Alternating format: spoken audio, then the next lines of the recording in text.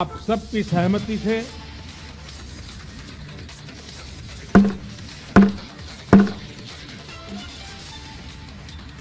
आगे की कार्रवाई शुरू करने से पहले मैं अफ्रीकन यूनियन के अध्यक्ष को G20 के स्थायी सदस्य के रूप में अपना स्थान ग्रहण करने के लिए आमंत्रित करता हूं।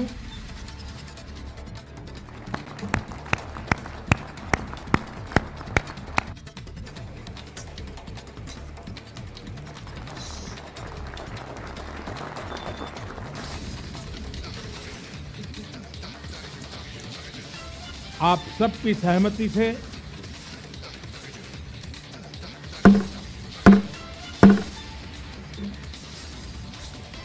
आगे की कार्रवाई शुरू करने से पहले मैं अफ्रीकन यूनियन के अध्यक्ष को G20 के स्थायी नमस्कार, आप देख रहे हैं हेडलाइंस लाइव न्यूज और मैं हूं आपके साथ मोहम्मद रफी। आज की जो हमारी चर्चा है G20 के बाद अफ्रीकन देश की जिस तरह से एंट्री हुई है और G20 अब G21 बन गया है, इसको लेकर हम लोग आज बातचीत करने जा रहे हैं कि जिसमें आज की जो हमारी चर्चा है वो बहुत सार्थक होने वाली है, क्योंकि हमारी इस चर्चा को और मजबूत करने के लिए हमारे साथ जो खास मेहमान है, मैं अपने खास मेहमानों का परिचय करा दूं। सबसे पहले हमारे साथ मेहमान है डॉक्टर पवन Kumar ji, senior assistant professor NCERT के। सर, आपका स्वागत है इस चर्चा में। और दूसरे मेहमान है हमारे प्रोफेसर राजेश जी, दिल्ली यूनिवर्सिटी से हैं। सर, आपका भी स्वागत है इस चर्चा में। हमारा अगले मेहमान है जाने माने वकील एडवोकेट ऋषिपाल सिंह जी। सर, आपका भी स्वागत है इस चर्चा में। नमस्कार। और हमारा अगले मेहमान है चन्नू अहमद जी। चन्नू जी, आपका भी स्वागत है इस चर्चा के अंदर।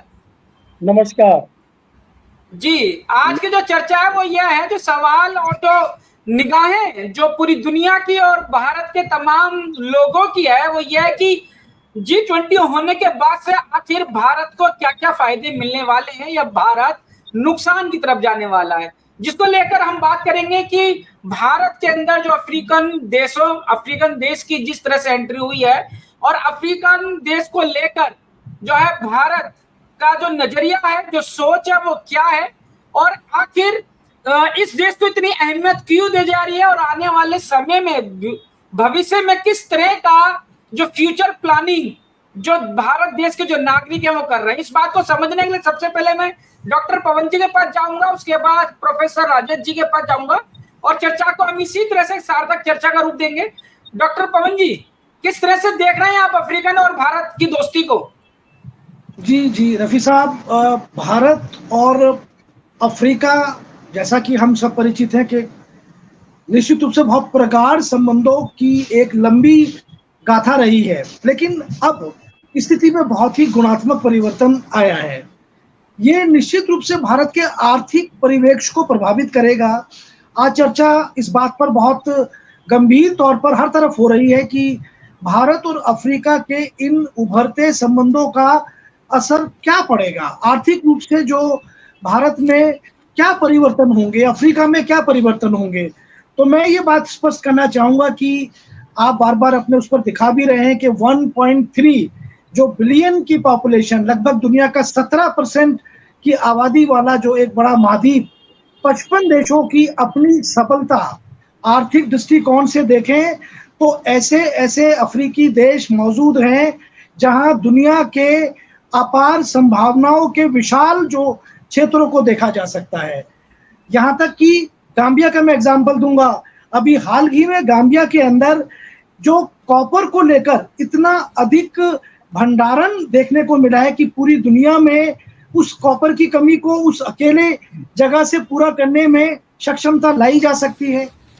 भारत और अफ्रीका के आपसी संबंधों का आर्थिक परिवेश मजबूत हो, इस दिशा में हम ये एक सकारात्मक प्रयास करें कि केवल चाइना वाली हरकत ना हो। जो चाइना वाली स्थिति है कि जब लाभ एक तरफा हो तो हम आगे बढ़ें और जब लाभ एक तरफा ना हो तो हम चीज़ों को भूल से जाएं। आज जो संभावना है मैन्युफैक्चरिंग के क्षेत्र में संभावना है, आज जो डिजिटल वर्ल्ड के क्षेत्र में जो संभावना है, आज जो पेट्रोलियम प्रोडक्ट को लेकर जो संभावनाएं हैं, आज जिस तरह से शैक्षणिक क्षेत्रों में हम एक दूसरे के प्रति जो एक अपार संभावनाओं का भाव है, उसको लाभ की दृष्टि से और लाभ में बदलने की आवश्यकता है। ये लाभ दो तरफा होना जरूरी है। जी ठीक है, मैं इसी चर्चा को बढ़ाते हुए प्रोफेसर राजेश जी के पास जाना चाहूंगा। जिस तरह से डॉक्टर पवन जी बता रहे हैं कि लाभ की ओर जाना चाहिए, भारत देश को किस तरह से लाभ मिलने वाला है, आम लोगों तक हम पहुंच बनाने की बात कर रहे हैं, या जो अच्छे व्यापारी या उच्च वर्ग के व्यापारी हैं उनको लाभ पहुंचाने का काम कर रहे हैं?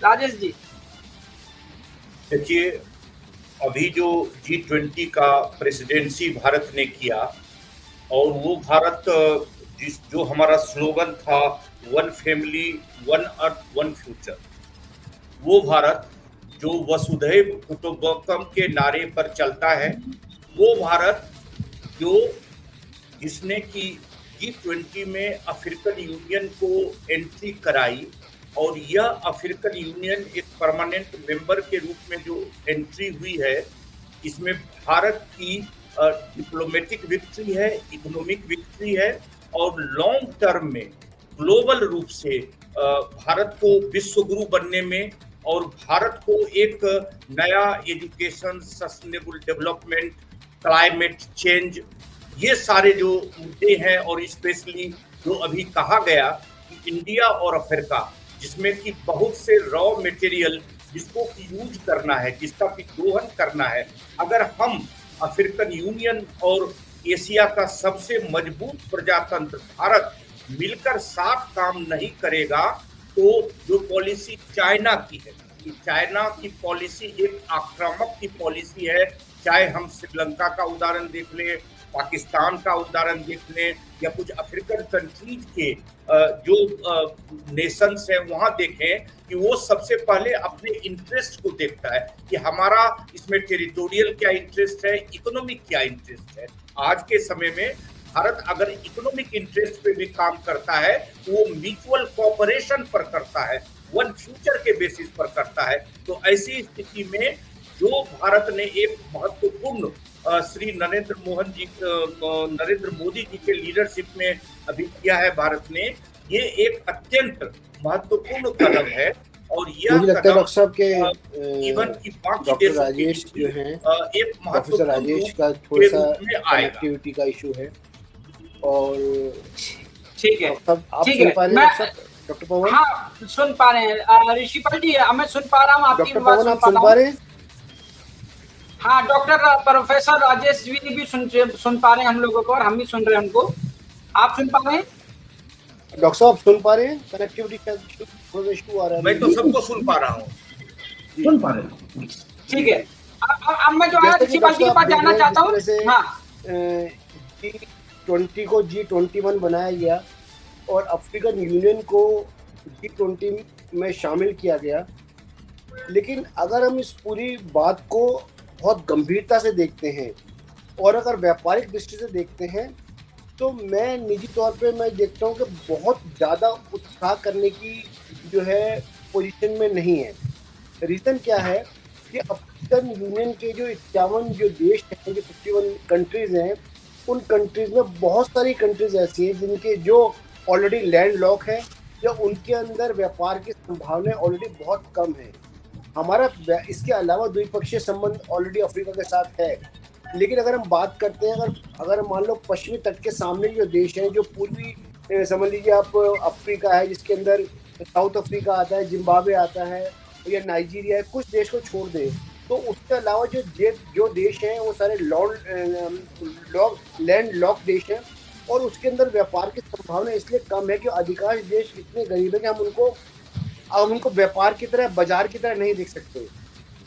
इससे पहले भी हमारे संबंध रहे हैं अफ्रीकन कंट्री के साथ, हम पहले भी हमारे पास संभावना रही है कि उन सारी बातों को हम दोहन कर सकते थे, लेकिन अभी भी जो है उतना उत्साह नहीं है। हाँ, स्ट्रैटेजिकली ये हमारे लिए इम्पोर्टेंट है कि अगर मान लो यूनाइटेड नेशन की बात होती है, वहाँ पर वोटिंग की बात होती है, तो 51 देश जो है हमारे साथ रहते हैं वोटिंग। हमारे को अगर यूनाइटेड नेशन के अंदर जब वोटिंग की बात होती है, हमारे साथ होते हैं, हमें वोट करते हैं, तो हमारा पक्ष मजबूत होता है। लेकिन हम आर्थिक दृष्टि से बात करते हैं, तो आर्थिक दृष्टि से बहुत ज़्यादा उत्साहजनक स्थिति मैं फिलहाल इसको नहीं देख रहा हूँ। इसके बजाय अगर हम एशियान की तरफ ज़्यादा ध्यान दें तो हमारे को लगता है कि हम एक ज़्यादा अच्छी मार्केट को डेवलप कर सकते हैं, क्योंकि एशियन ऋषि जी इससे मैं आपसे इत्तेफाक नहीं रखता। ऋषि जी इससे मैं आपसे इत्तेफाक नहीं ऋषि जी इससे मैं आपसे इत्तेफाक नहीं रखता, क्योंकि हमारे लिए अफ्रीकन उसमें बहुत ज़्यादा संभावनाएं हैं। अभी तक अफ्रीका से जो हम लोग व्यापार करते थे उसमें थोड़ी सी प्रॉब्लम आती थी। अब जो है मोदी जी जो है ना इसमें थोड़ा सही करेंगे। इनको G20 बंद करा है जब से, इसमें क्या है, पहले हमारे अफ्रीकन सेक्टर में कुछ सेक्टर एच जोन में होते थे जिसकी हम LC नहीं कर पाते थे, डायरेक्ट माल भेजना पड़ता था। अब जो है इससे हमारे को बहुत फायदा होगा। देखिए आपको लगता है कि फायदा होगा, लेकिन किस तरह का फायदा होगा कि उच्च वर्ग के लोगों को फायदा होगा, निम्न वर्ग के लोगों को फायदा होगा? किस तरह से हम अपने देश को आर्थिक स्थिति में मजबूत कर पाएंगे? तो ऑलरेडी हमारे व्यापारी हमारे को है ना ओपन व्यापार बहुत मिलेगा, जिससे हमें बहुत फायदा होना है। क्या हम इस व्यापार में डिजिटलाइजेशन की तरफ जा सकते हैं? बिल्कुल जा सकते हैं। वो अब और पहले में क्या अंतर आ जाएगा? वो दोनों एक जैसी संबंध है, उससे पहले भी द्विपक्षीय संबंध है। हमारे पास अफ्रीकन कंट्री साथ है, लेकिन जो प्रॉब्लम्स हैं, बहुत सारी अफ्रीकन कंट्री बीच में ऐसी है जिनके अंदर अब जहाँ पहुँच पाना भी अपना मुश्किल है, और जहाँ पहुँच पाना मुश्किल है, जहाँ व्यापार की संभावना नहीं है, जहाँ पे हमारा बाजार नहीं है, हम केवल इस आधार पे कि हाँ ठीक है ये कच्चा माल जो है हमें बहुत आसानी से उपलब्ध हो सकता है या सस्ता मिल सकता है। इसके अलावा तो अगर हम अफ्रीकन कंट्रीज को देखेंगे तो अफ्रीकन कंट्रीज में एक अच्छी मार्केट को हम नहीं देख सकते, क्योंकि उनकी जो क्रय करने की क्षमता है, जो उनकी परचेसिंग पावर है, वो ऑलरेडी बहुत कम है। मैं पवन जी के पास जाऊंगा इस बात का जवाब लेने के लिए। आप ये सोचें कि हाँ एक अच्छा मार्केट हमें मिल पाएगी। हाँ इतना जरूर है, कच्चे मार्केट हमें कच्चे माल के रूप में मिल सकती है, बाकी तो इतनी बड़ी संभावना मैं देखता नहीं। ठीक है पवन जी जरूर है कि स्ट्रेटेजिक रूप से जो है हम मजबूत जरूर होंगे अगर यूनाइटेड नेशन के अंदर वोटिंग की बात होती है तो।